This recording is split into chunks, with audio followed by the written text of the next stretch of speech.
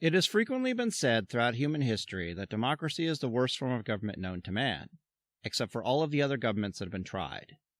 For centuries since its creation, humanity has long since been looking for a solution to the problems endemic in people's government, a solution that might in fact be best achieved through multi-vessel theory. Ladies and gentlemen of the Ethernet, my name is Philosopher215, and today I would like to take a moment to introduce you all to the new and exciting theory of a multi-vessel democratic template.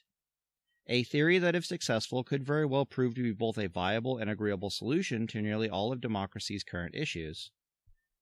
To this end, we will be re-examining the classical ship of the state problem of the political body analogy to get a better idea of how, where, and why single-vessel political templates fail, so that we might compare single-vessel theory to multi-vessel theory and thereby know for a fact why one is superior to the other, if at all. To begin with, imagine a lone political ship of state with its various and differently desiring passengers representing both the government of a nation and its differently desired populace within. Naturally, the first issue any political ship of state encounters is to where do we sail? To what desired state do we take our government, our nation, our people? Yet, by all accounts, this depicted level of political mobility for its populace is virtually non-existent, for democracy or for any other government. For it seems that with but a single political vessel to sail, there can only ever be no more than a single political destination achievable at a time. This subsequently results in the phenomena that the closer one's political party comes towards actually achieving its desired political destination, the farther away the state is sailing from everyone else's desired political destination. This phenomena is naturally seen as undesirable, if not outright tyrannical, by those dissenting, and often leads to a state of constant back-and-forth infighting by all those involved, with each side attempting to arrest the political ship of state's course from the other and sail it towards their desired destination. This dilemma, epidemic in every government known to man,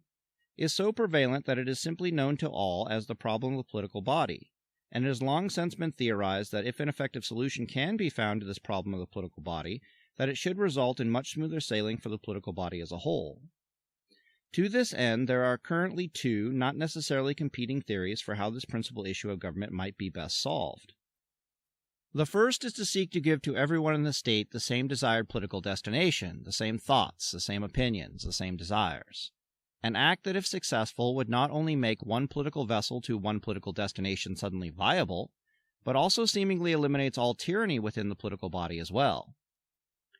This theory has been thoroughly and repeatedly tested throughout history, however, and in every case it has been found wanting in the extreme, as it does frequently achieve one destination viability, but at the cost of excessive tyranny or death for all of those dissenting. Thus, what is often politically professed to look like this, in reality often looks more like this, and is tantamount to little more than political slavery of those in power over those not in power. The second competing theory is known as multi-vessel theory, and as both the name and visualization here implies, it proposes the idea of creating multiple political vessels, states within states, to achieve multiple destination viability for a multi-desiring humanity. Though there are numerous variations on how to best execute a multi-vessel democratic strategy, for the sake of example, we will be examining the most simplistic and least divergent one from our current democratic template, the refugee state system. In this system, a legal governmental precedence is established through which certain states or provinces are granted political autonomy of law, taxation, and quite possibly regulation from the federal government, but first must sign an agreement with the federal government whereupon they agree to abide by the nation's Central Civic Rights Charter, as laid down by the nation as a whole for the nation as a whole, and agree to henceforth serve as a political refugee state by agreeing to maintain a single political destination for the state as a whole, such as socialism, communism, conservatism, liberalism, etc., as well as agreeing to allow and maintain for both the ease and freedom of those desiring to enter and those dissenting to leave. If such a system proposal sounds familiar, it is because on the surface it looks and operates remarkably similarly to America's classical power to the states democracy. Yet it is in the forced and enforced distinctification of such politically autonomous states that is both the key and critical difference. For without such an insistence, each political vessel would quickly find itself subject to the political infighting commonly associated with the problem of the political body. Thus, rather than a single political vessel struggling to sail towards the various destinations of its differingly desired populace, or multiple politically distinctified vessels that can operate as a single unified system to actually make headway towards achieving the desires of all, without such political distinctification of states, we would quickly find ourselves de-evolving into a state of multiple political vessels all struggling to sail towards the various political destinations of their differingly desired populaces, resulting in a multi-vessel system that looks and achieves little more than our current single-vessel system, that being effectively nothing. Looking at this proposal in the abstract, we can clearly begin to see something actually quite remarkable beginning to take place. As to merely go from this to this, i.e. to just simply create separate and largely politically independent states within states, ultimately achieves nothing in concerns with actually solving the problem of the political body and achieving political mobility for all, as American history can ultimately attest to. Yet if one goes from this, a single-vessel state with a wide range of differently desiring political humanity, to this, a multi-vessel system conjoined into a larger system with freedom of movement between the given states but no enforced distinctification, essentially America's original pre-Civil War power-to-the-states democracy, to this, whereupon you actually enforce a number of given satellite states within the wider state into the pursuit of actually achieving a given political destination,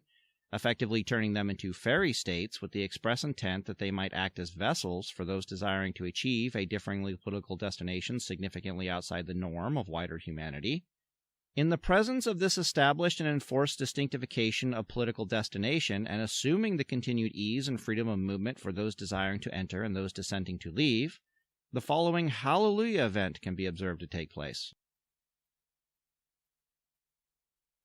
As we can see, under these conditions, humanity can be expected to distinctify into achieving same desired political destination of and on its own accord, and of and on its own free will. That is, of and on its own accord, and of and on its own free will, simply because one provided them the opportunity and viable ability to do so. That is the unsolvable of unsolvables of political philosophy since the time of Socrates, nearly 2,500 years ago, the holy grail of political theory, achieved with no force, no coercion, no tyranny, but through nothing but freedom and free will alone, simply because the viable opportunity to do so was presented before humanity. This is astonishing, utterly astonishing in point and fact, as it means no small advancement for humanity politically at large the world over.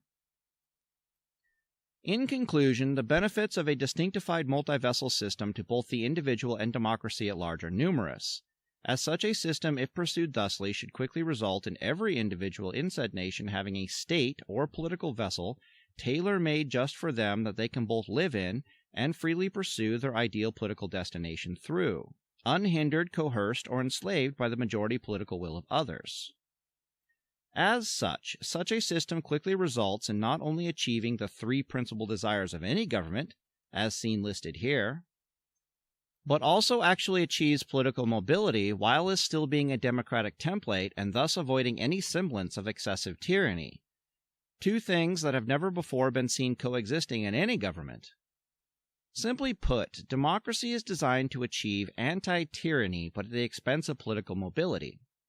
whereas virtually all other governments are designed to achieve political mobility but at the expense of ever-increasing amounts of political tyranny. As Distinctified Multi-Vessel Theory appears by all rights to be a viable option for achieving both political mobility for all as well as anti-tyranny for all, it may very well prove to be the most agreeable political system known to man, if not also the most effective.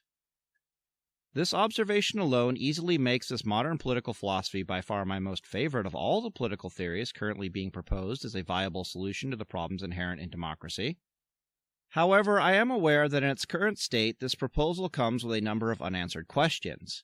Questions such as, what role does the central government play? How does taxation work? How do judicial, educational, and economic systems function under such conditions? Etc., etc. All of these are valid concerns and inquiries that will be getting their own videos just as soon as I can make them. For now, I hope that you all have enjoyed this introductory video into Distinctified Multi-Vessel Theory.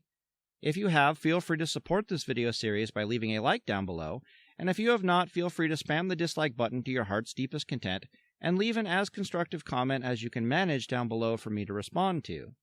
As always, this is Philosopher215, hoping for you all the very best.